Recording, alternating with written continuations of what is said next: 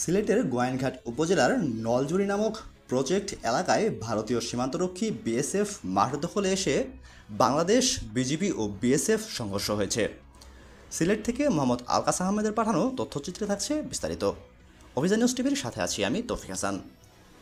সিলেটের গোয়াইনঘাট উপজেলার নলজুরি সীমান্তে একটি খেলার মাঠ দখলে এসে বাংলাদেশ বর্ডার গার্ড ও স্থানীয়দের বাধার মুখে পিছু হটেছে ভারতীয় সীমান্তরক্ষী বাহিনী। এ সময় বিভিন্ন স্লোগান দিয়ে সীমান্তে জড়ো হন গ্রামবাসী।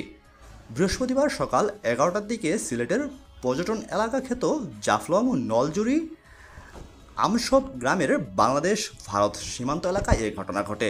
আমরা যতদিন বেঁচে থাকবো আমাদের যে মাতৃভূমির জায়গায় আমাদের যে জায়গায় খেটেছি, আমরা হাল চাষ করেছি, ছোট থেকে বড় হয়েছে যে জায়গায়, এখনো আমরা এই জায়গায় খেলতেছি। আমাদের জান থাকতেও আমরা এক বিন্দু আমরা এই জায়গায় ছাড় দেব না। এবং যারা আসছেন, যারা আমাদের এই সার্বিয়াররা, তাদের অবশ্যই আমাদের যে জনপ্রতিনিধি তাদেরকে জানিয়ে আসবেন, সেটা আমাদের প্রত্যাশা।